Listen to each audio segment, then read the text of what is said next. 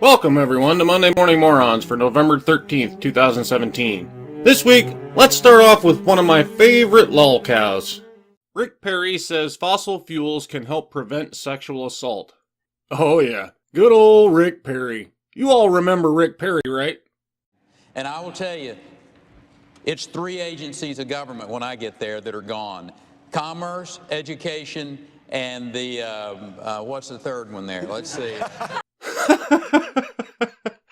Yep, the man who's going to eliminate things he can't remember. So tell us, Rick, how are fossil fuels going to prevent rape? Because I gotta tell you, I sure as shit don't see the connection between those two things. During an event with Axios and NBC in Washington, D.C., Perry brought up sexual assault after launching into a story about a trip to Africa, where he said people are dying because they don't have access to energy. And it's going to take fossil fuels to push power out into those villages in Africa, where a young girl said to my face, "One of the reasons that electricity is so important to me is not only because I'm not going to have to try to read by the light of a fire and have those fumes literally kill people," Perry said, "but also from the standpoint of sexual assault. When the lights are on, when you have light that shines, the righteousness, if you will, on those types of acts."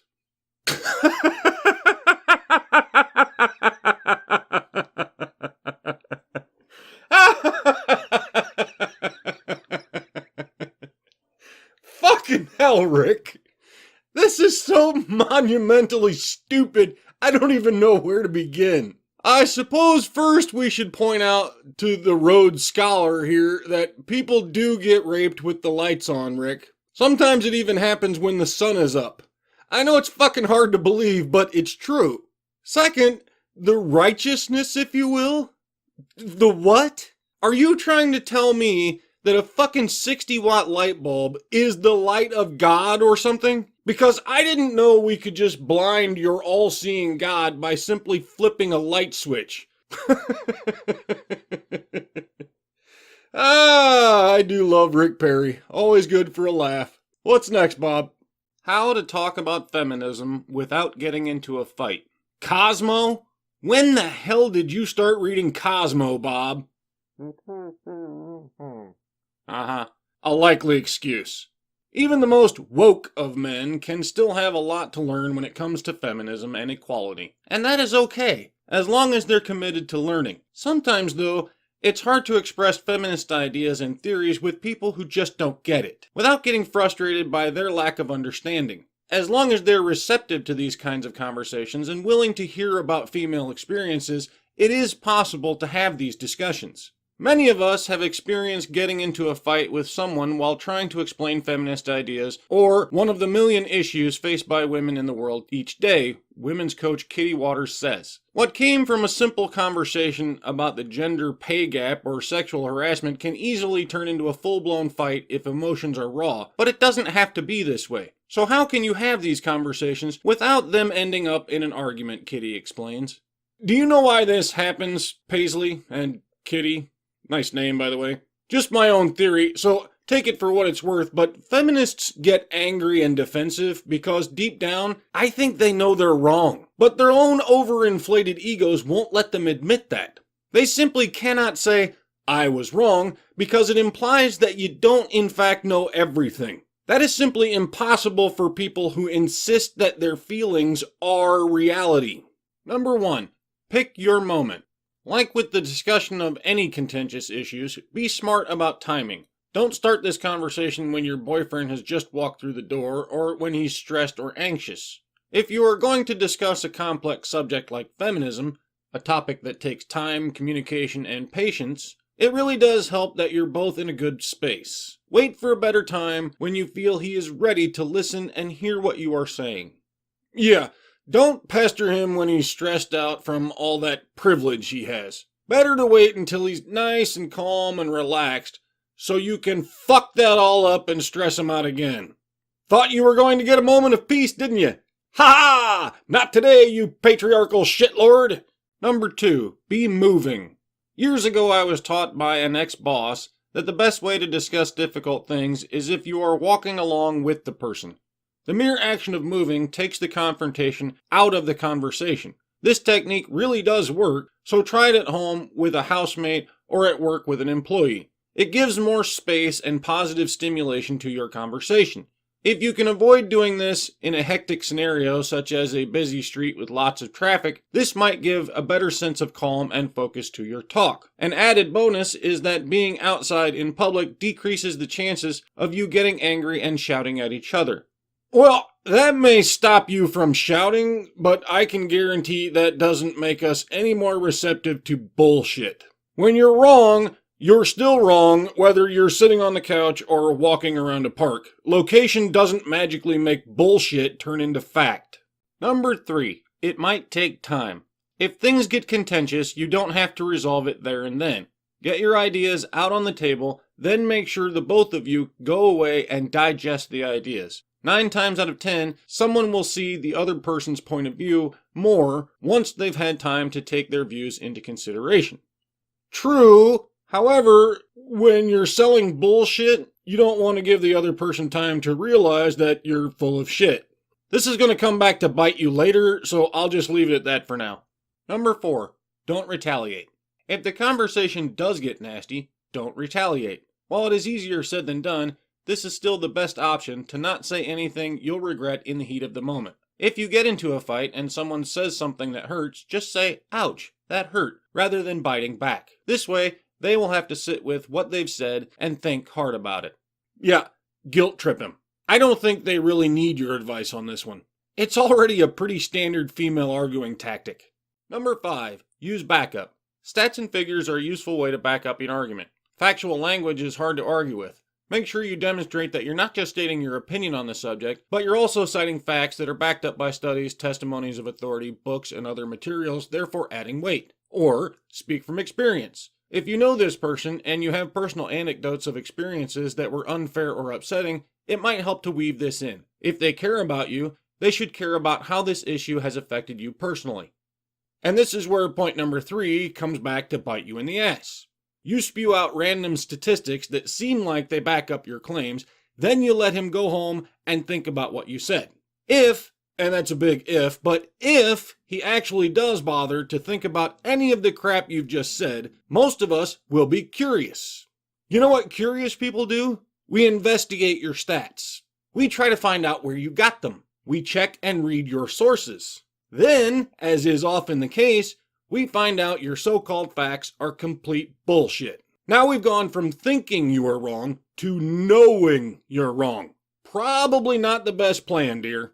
Letting people think and investigate doesn't turn people to feminism, it turns them away from it. Once you've opened his eyes to the issues, you might just see him become more proactive in changing things. And if not, it might be time to consider whether this friendship, relationship, or other is worth your time. Yes, because you simply cannot be friends with someone who doesn't shut their brain off every time you speak. He doesn't subscribe to your religion? Dump his ass. Plenty of lapdogs in the sea who'd be more than happy to worship at your feet and pretend it's equality. Never, ever bring me another article from Cosmo, Bob. College expelled male student after coordinated sexual assault claims fall apart, suit says. A jealous boyfriend convinced 4 female students to falsely accuse a graduating male of sexual misconduct years after the alleged behavior, according to the former student's lawsuit against a small New York liberal arts school. Ah, yes. This one is quite long, so I'm not going to read you the whole thing. It's linked below, so you can do so later if you like. Real names are withheld here, so it's a tad confusing to follow, but to summarize, John Doe filed a lawsuit against this small New York college because he says that they found him responsible for one of several sexual assault allegations leveled against him by 4 female students. To do so, they not only ignored their own definition of incapacitation, but also ignored his submitted evidence that the entire thing was an orchestrated lie put together by the current boyfriend of one of the so-called victims because he was jealous that John Doe had had sex with her a few years before. These text messages apparently show that the girlfriend, called Sally Brown here, filed the harassment claim against John Doe 2 years after John Doe and her had sex in order to save her relationship with her current boyfriend, and the 2 of them recruited 3 other former partners of John's to do so as well. one of which claims her sexual assault occurred months after her and John had stopped seeing each other. Now that's pretty damning evidence to just ignore, wouldn't you say? I mean, here's a guy with proof that this is an orchestrated fairy tale, and you still find him responsible? You still think Listen and Believe is about equality and protecting victims, folks? All right, Bob, give us the weekly dose of toxic masculinity. Woman, 33, killed sugar daddy after he ended relationship, prosecutors say. Pennsylvania woman shot her sugar daddy in the face soon after he broke up with her and then faked a robbery to cover up the crime, prosecutors said Monday. The relationship between Jennifer Lynn Morrissey, a 33-year-old motorcycle mechanic with a checkered criminal past who has been charged with murder, and Michael McNew, a 64-year-old father and grandfather, was unconventional, but one that seemed to work for them until it didn't. According to prosecutors, Morrissey moved into McNew's home outside Trenton, New Jersey in 2015. For nearly 2 years, he bought her presents, paid her bills, and even covered any court fees from previous legal woes. She referred to him as her sugar daddy, NBC 10 reported. But eventually the relationship soured when McNew tried to end it. Morrissey killed him, prosecutors say. In August 2017, McNew was found dead at his home with a bullet in his head. Morrissey was charged with criminal homicide. Police said Morrissey staged the death to look like a burglary gone awry and even buried McNew's cell phone and laptop computer in her boyfriend's backyard. She also messaged McNew on Facebook after he died to make it look like she did not know what had happened. To allegedly remove gun residue from her hands, her boyfriend urinated on her hands, prosecutors said. Morrissey maintains the shooting death was accidental, a result of what her lawyer called a kill or be killed moment, NBC 10 reported. She came to her home to retrieve some belongings and struggled over a firearm, and Mr. McNew unfortunately was shot and killed, Morrissey's lawyer, Philip Steinberg, said at a 2-hour preliminary hearing on Monday. Her texting records, however, show a different story, officials say. According to the Bucks County District Attorney's Office, Morrissey sent threatening messages to McNew on August 6th when he told her he was boxing up belongings she'd left at his house and that she was not welcome back in his home. Get the gun ready, 'cause I'm coming. I already told you that I'll be there tonight. Guess you're just gonna have to shoot me, one of the texts read, the DA said. I'm gonna stab you. McNew's body was found August 8th in his Washington Crossing home. An autopsy determined that he died from a single gunshot wound to the head. I don't believe she's a victim, the prosecutor said in court on Monday. Well, of course she's a victim, dummy. She's a woman. A woman who was basically selling herself to this guy in exchange for his money. But she's totally not a whore because, reasons. A woman who just defended herself when this patriarchal shitlord decided not to give her any more of his money. I can't believe you're even going to prosecute this poor helpless victim. You should be ashamed of yourself. Clearly this was accidental. I mean, doesn't everyone stage a robbery after they accidentally kill someone? This prosecutor obviously didn't get the listen and believe memo. Alright, that's enough serious for 1 week. Let's wrap it up with a good laugh. Kenyan official says male lions who had sex must have seen gay men behaving badly and should be separated.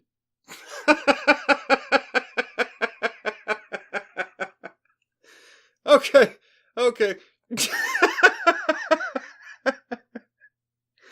Wait, so let's imagine this scenario for a second. 2 gay guys wander off into the jungle and bang each other, and while they're getting all hot and sweaty, there's 2 lions watching from just behind some bushes, right? The 2 lions look at each other and say, George, if people are doing it...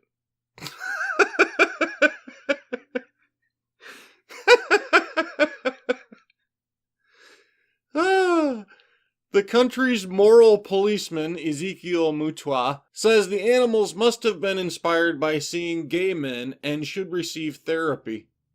Therapy?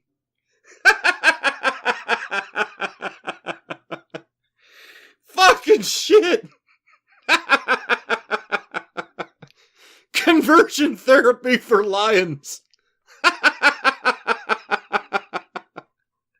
Oh, Jesus Christ.